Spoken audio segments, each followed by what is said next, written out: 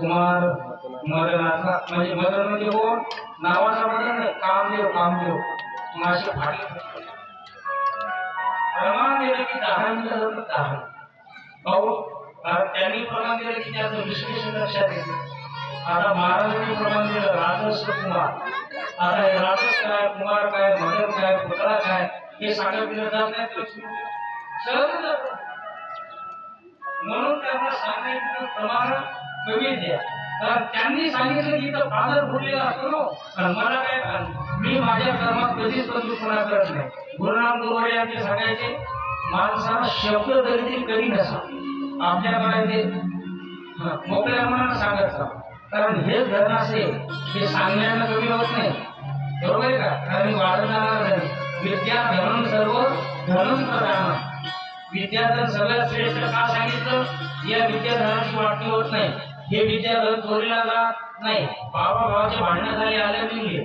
आता एखाद्यानं आता सरांनी समजा एखाद्याने पदवी प्राप्त केली मास्तर आहे आता भावाची भांडणं झाली वगैरे नाही मग ताईना भाऊ म्हणजे मोठ्या भावाला दादा तुला शिकवलं वगैरे तू मास्तर झाला आता त्याच्या मास्तर तिला असणार मला ती काय कर मास्तर तुम्हाला देता येते का कारण ते धन देता येत नाही कारण ते वाटल्याचं कमी होत असं झालं ना शिकवणारे मास्तर शिकवत गेले दुसऱ्या दिवशी सरांना शिकवत काहीच अडचण विद्या धनम सर्व धनम प्रधानम परिणाम असा आहे महाराज की अतिशय महत्वाचा मुद्दा त्या यज्ञ मंडपामध्ये आल्याच्या नंतर रूपाकडे पाहून बोलली कोण रत्नमाला परमात्माचं देखणं स्वरूप पाहिलं तिच्या मनात अष्टसात्विक भाव गेले शास्त्र सांगते पुराण त्या मायला काही गोष्टी पाठी अधिकाराला सांगायची ताकद होत नाही जे काही गोष्टी नाही इथला हा भाव अंतर्गत सांगण्याचा धाडस करत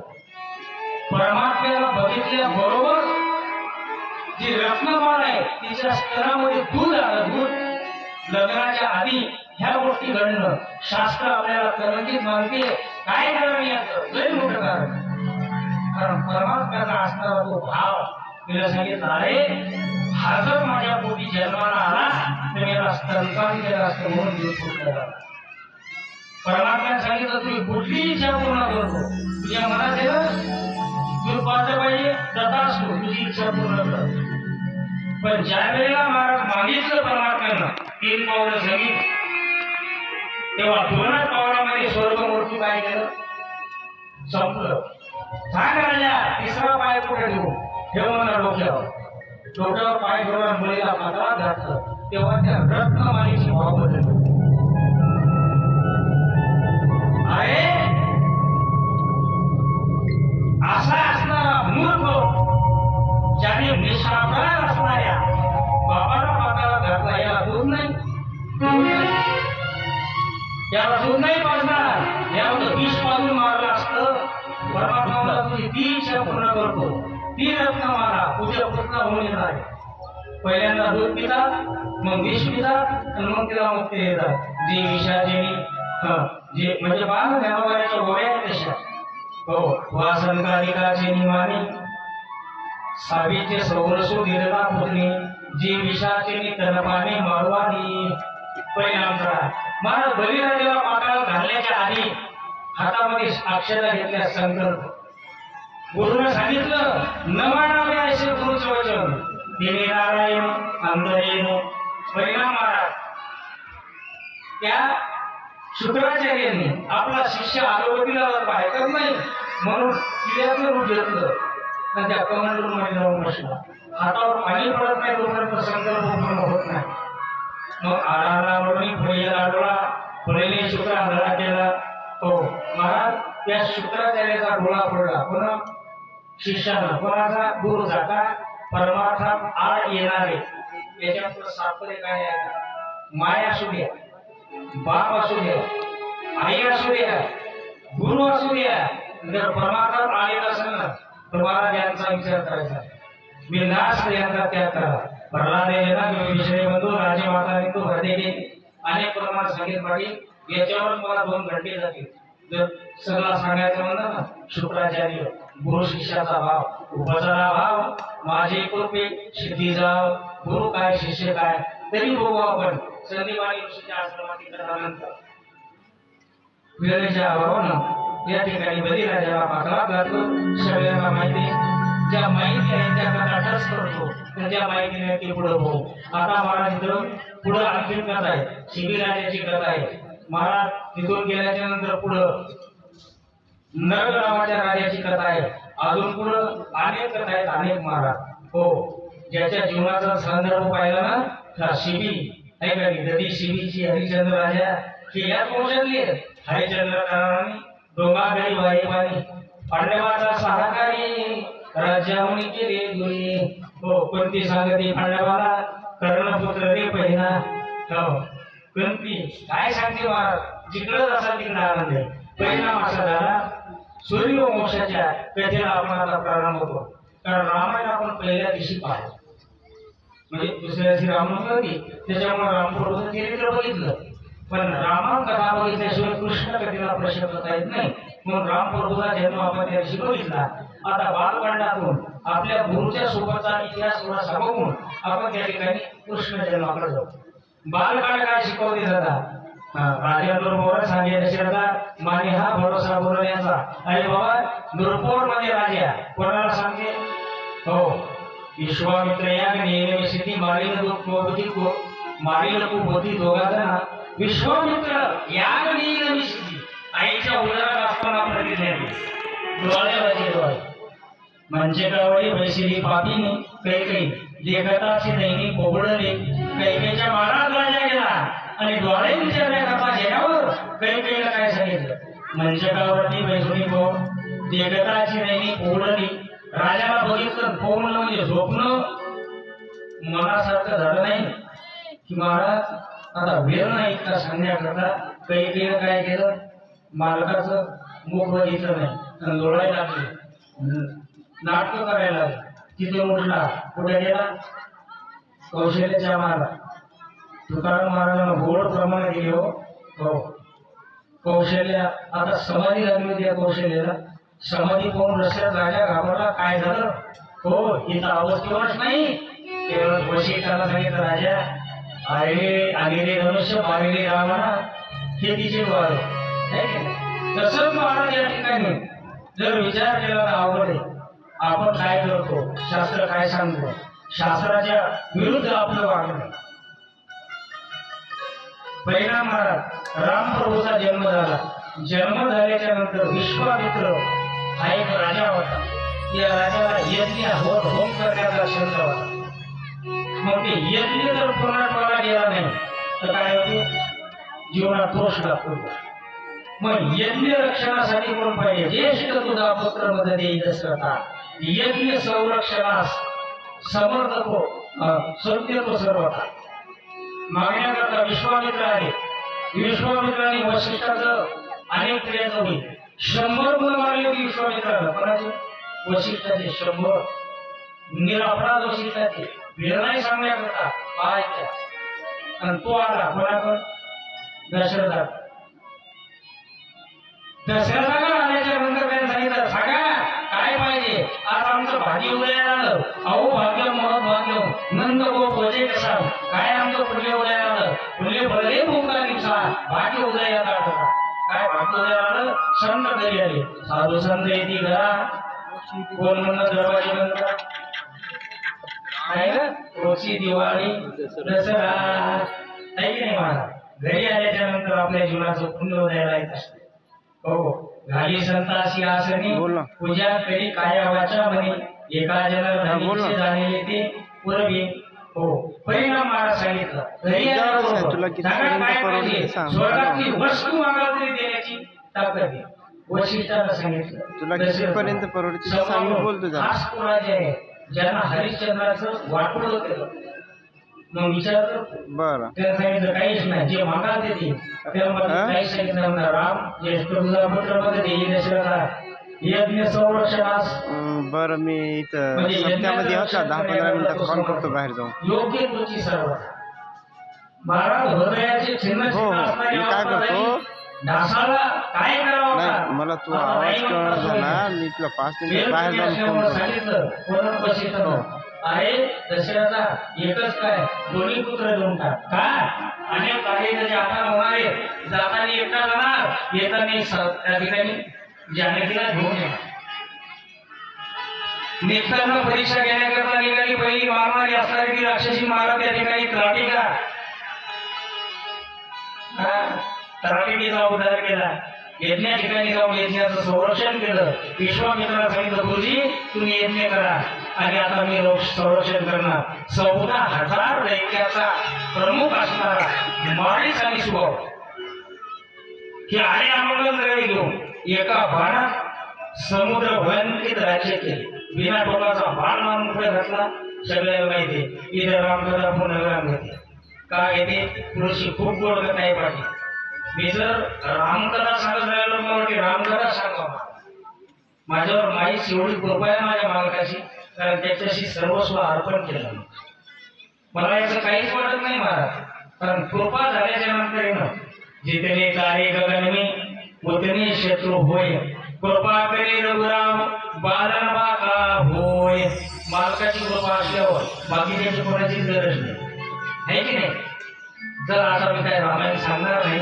गोड रामकथा आहे आणि भावार्थ रामायण मी जे बोलत गेलो ना सुंदर बोलायचं नाथांच्या काय वर्णन केलं माझ्या नाथबाबांना भावार्थ रामायणामध्ये पुढचं वर्णन केलं तर डोळ्यावर धारा लागतील माझ्या भाव चला पुढे आता सूर्यवंशाचं वर्णन बघितलं पुढे आहे चंद्रवंश या वंशाचा विचार पाहताना परिणाम महाराज असा आहे देवक नावाचा राजा त्याची मुलगी देवकी या देवक नावाच्या मुलात असणारा राजा त्याची मुलगी कोणी देवकी आणि सुरसेन नावाचा असणारा बाप हो सुरसेन बरोबर या सुरसेनाला जो मुलगा झाला आता वास्तविक पाहता कथाला वेगवेगळे कारण हा इतका दुराचारी का बनला याचं नाव काय हे सगळं सविस्तर पाहायला कृष्ण जन्माची कथा बघायची म्हणलं सविस्तर तर 6 घंटे लागतात मग त्याचे नाव कोणी अवतारात आहे पाठीमागचे ते कालने मिळत आशीर्वाद दिला मग हा काही झाला शोका मारला इथं का पण आपण सरकारच्या वाङ्मयाला वेळ यावी थोडी शॉर्टकट कथा बघू उद्या परत ट्रान्सलेशन करून वेळ भेटला तर चिंतन हो पण महाराज देवक नावाचा राजा याची कन्या कोणी देव सुरसेन या सुरसेनाचा पुत्र वसुदेव बरोबर हो आणि महाराज या देवक नावाच्या राजाचा भाऊ एक बरोबर आहे का त्याचं नाव आहे उग्रसेन चाललं जाऊ द्या आता हे देवक नाही देवक नावाचा राजा याची कन्या देवकी उग्रसेन हा कोणाचा कंसाचा पिता हो आणि महाराज या उग्रसेनाचा भाऊ या उग्रसेनाच्या भावाला सगळ्या कन्याच होत्या यांनी पहिल्या मुलातली 6 कन्या याला दिल्या कोणाला वसुदेवाला 6 कन्या प्राप्त झाल्या आता या 7व्या कन्येचं असणारं लग्न करायचं मग कोणासोबत करावं तर हिच्यापासून काहीतरी विशेष घडणार होतं देवकीचे तेज दिसे जैसा सूर्य कंसाचे हृदय कापत असे हा जो कंस न कंस महाराज हा उग्रसेनाचा पुत्र आहे उग्रसेना हा जन्माचा एवढा दुष्ट होता त्याच्या आईच्या गरोदर असताना याची आहे कंसाची हिच्यावरती मला दुर्मिळ नावाच्या राक्षसाची छाया पडली छाया म्हणजे सावली आणि हा पापिष्ट दुराचारी होणार असं कळल्यामुळं काय केलं या उग्रसेनानं त्याला जन्म झाला की त्याला गंगेच्या प्रवाहात सोडून दिला त्याचा परपाप सुरसेनाने केला सुरसेनाने त्याचं फार मोठं आहे पण याला कळाल्याच्या नंतर हा वापस आला आणि याला आपला असणारा उग्रसेन म्हणजे बाप या बापाला कैदेत टाकलं कंस हा विधिवत राजा नव्हता अवैध राजा होता अवैध बापाला मारून म्हणजे कारागृहात टाकलं तो कंस आणि त्याची असणारी बहीण देव या देवकीचं लग्न ठरलं आता देवकीचं लग्न ठरलं लग्न त्या ठिकाणी थाटामाटात संपन्न केलं थाटामाटामध्ये आणि थाटामाटात लग्न झाल्याच्या नंतर त्या ठिकाणी ज्या वेळेला लग्न लागलं की नवरीला सासरी जावं लागतं. म्हणून पूर्वीच्या काळात गाडी बैलाचे लग्न असायचे, हे की नाही. मग त्या मुलीचा भाऊ चुलत भाऊ त्या गाडीत बसून जाणार, दुसऱ्या दिवशी त्यांना परत आणायचं. तसं कंस हा स्वतःच रथावर बसला आणि जे दान दिलं महाराज लग्न म्हणलं की अजूनही पहा आता अंगण म्हणतात की काय काय दान द्यायचं, काय सोन्याची महाराज त्या ठिकाणी वर्णन करावं. घोडे, हत्ती, गाई सोन्यानं मळून दान करायची परंपरा लग्न म्हणलं घ्या. आता त्या भानगडीत पडू नये बरं का. आता कसं झालं, आपण लग्नामध्ये आहे आणि तो लग्नामध्ये आहे. आमच्या परिसरात मी बऱ्याच ठिकाणी बंद केलं. हे हातभर रुमाल आणि इथभर टोपी नाही, विनोद म्हणून नाही, बंद केलं पाहिजे मी बऱ्याच ठिकाणी. त्याच्यापेक्षा हातभर रुमाल घेतला तर 100 रुपये लागतात आणि इथभर टोपी घेतली तर 50 लागतात. बरोबर, 150 रुपये तुमचे चालले. तुम्ही काय कराले, व्यापारी जगवाले व्यापारी. लक्षात येते का बोलणं. त्याच्यापेक्षा ते 150 रुपये पाकिटात घाला. ज्याचं लग्न आहे ना त्या मायमाऊलीचा असो का मुलीचा असो का मुलाचा असो, त्याच्या मायबापाला पाकिट आहे द्या. महाराज आमच्या गावाजवळ विदर्भात एक केरळा म्हणून गाव आहे. अशा पाकिटाचे जे पैसे 60,000 रुपये झाले त्याचा किराणा फिटला. किराणा नंतर टोप्या रुमाल आहे ना तर कोणीच पाहत नाही. इथवर त्याला व्यापारी श्रीमंत, कारण आपण भारीच घेतलं आपल्या न्यायाला घेऊन व काय माहिती म्हणून न्यायचे. म्हणून आमच्याकडे पद्धत आहे की आयर पद्धत बंद आहे. व्यापारी जवळ करता काय चला मला काय त्याच्याशी, मी काय मग कोणाच्या विरोधात नाही. म्हणजे मुखावाट याला ते सरळ सांगणारा महाराज. मला कोणाचं बरं वाईट कोणाचं अंतकरण हे तुटण्याचा माझा उद्देश नाही. जे सत्य आहे ते बोलायचं पुढं निघायचं. महाराज लग्नाच्या वेळेस आकाशवाणी झाली. भाऊ गाडीत म्हणजे रथात बसला नेऊन सोडण्याकरता गाडी बसल्याच्या नंतर रथ निघाला आणि महाराज आकाशवाणीला सांगितलं, अरे मूर्खा, हिच्या पूर्वी जन्माला येणारा 8वा तुझा काळ आहे, हा तुला मारणार. कंसाच्या लक्षात आलं आणि त्याला लगेच घेऊन या कळलं. महाराज या धावला हा बघू धरला वसुदेवी. महाराज वसुदेवाला सांगितलं, मूर्खा तुझी बहीण आहे ती आबल आहे. अरे बाई माणसाची काय राजकारण करतो वेळ्या. हा याला नको म्हणला, बहीण आहे ना तुझी, आबल आहे ती. एक काम कर, हिच्या हातापायामध्ये वेळ्या त्याला बंदिस्त कर. हिच्यापासून होणारे सगळे बदल तुला आणून वेळ कळली. देवकी आणि वसुदेवाच्या हातापायात बेड्या टाकल्या आणि कारागृहामध्ये त्या ठिकाणी बंद केलं. आणि महाराज सगळे रक्षपाल तिथे ठेवले. रक्षपाल ठेवत असताना महाराज सुंदर वर्णन करतात त्यांचं. लग्न झाल्याच्या नंतर कर्माची गती विचित्र. हाकेरी सुंदर विरोबाच्या कंसाला सांगत याचा असणारा 8वा पुत्र तुला मारणार. तुझा काळ सावध. कर्म धर्म संयोगाने लग्न झालं. कारागृहामध्ये सर्व आहे, वसुदेव आहे, देवकी आहे. कारागृहात टाकले. संपूर्ण असणारे लक्षपाल आहे. आणि तिथं महाराज देवकीला मुलगा झाला.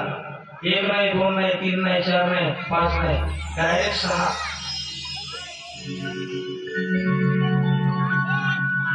पहिला मुलगा झाला की धरला त्याला. ठरल्याप्रमाणे कंसाला नेऊन गेला. कंसानं घेतलाच पाहिलं. अरे आपल्याला मारणारा 8वा आहे, 8वा यानं आपलं काय वाईट केलं. अंतकरणात दयाभाव निर्माण झाला आणि ते वापस करून गेला. पण ते नारदाला बघवलं नाही. असे जर माणसं जास्त दिवस जगले म्हणजे तर अवघड कार्यक्रम नाही. हे गावात लोक म्हणजे याला लवकर संपवायची वाट लावा. लगेच आकाशवाणी आणि झाले मूर्खा, हिचा 8वा पुत्र तुला मागणार आहे. गोष्ट 100% खरी.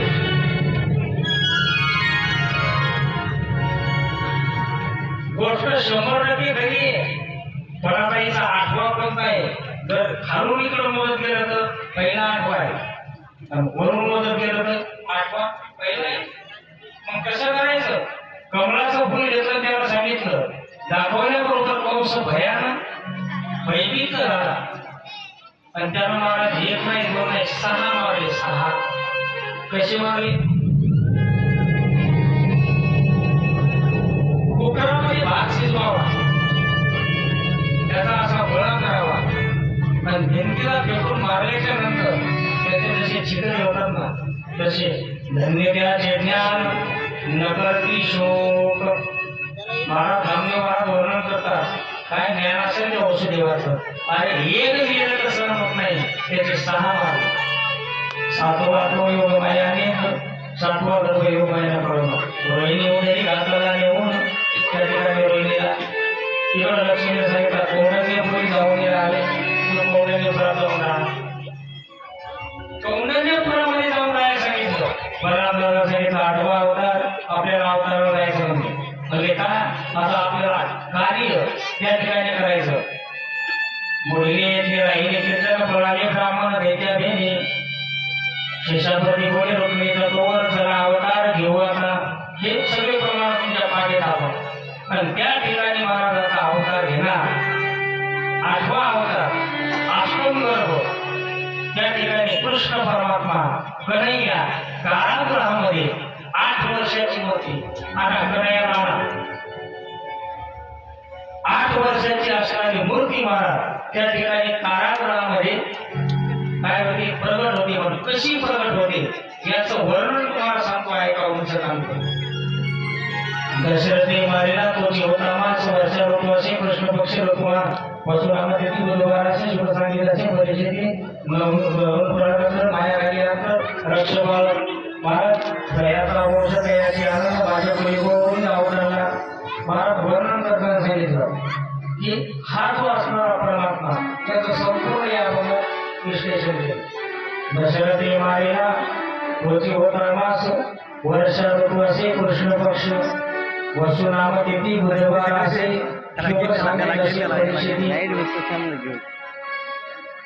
शुकाचार्य राजा परिषदेला सांगतात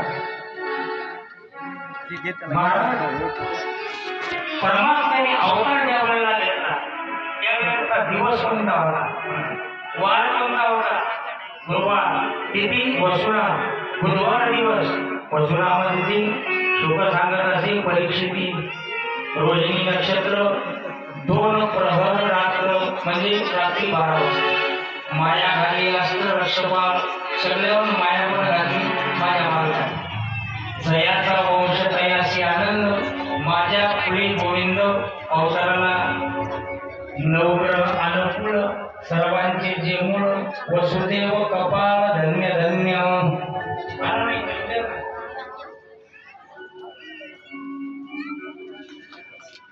अयोनी संभव नोहे काही श्रमी.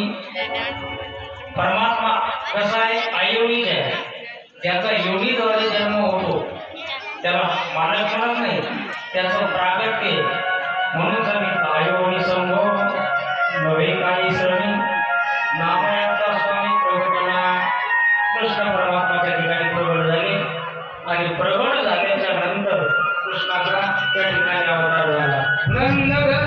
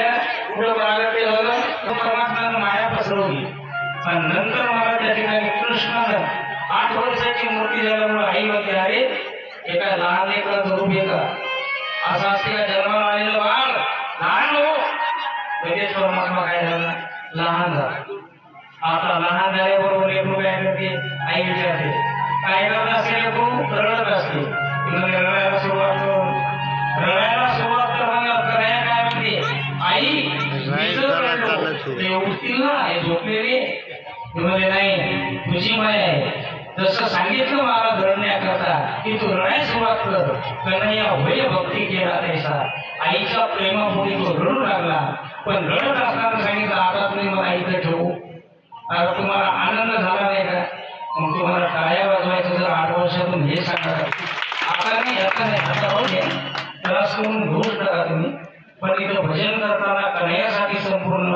मला वाटलं काय सजावट असेल आज मालकाचं म्हणल्यावर नाही का काय त्या ठिकाणी आंब्याचे झाडे असतील काय फुगे असतील काय माता मोठ्याची सजावट असेल पण यावर्षी चोवीचं वातावरण वेगळं वाटायला पाहिजे तो आनंद मिळाला तुमचा प्रतिसाद मिळणार प्रतिसाद आम्हाला तर आनंद जीव भरायमध्ये कुठे गेलो पण हा आनंद वर्षातून एकदा आहे की नाही आता इतकी सुंदर जीव तोडून एक म्हणणारी माणसं म्हणतात आपल्याला टाळ्या वाजून प्रतिसाद देऊन आनंद व्यक्त करा काय हरकत आहे की नाही पण तुम्ही अशी बसलेली असं वाटेल की तुमच्यावर काय संकट येतात आहे की नाही हनुमंतराय तेवढं संकट काय फ्रेश का आनंद होता कारण परमात्म्याचा अवतार मथुरीत झाला पण मथुरीतली त्यांनी आनंद साजरा केला नाही आनंद उत्सव कुठं साजरा केला कोकणात केला त्या परमात्म्याने सांगितलं मला आता इथं ठेवू नका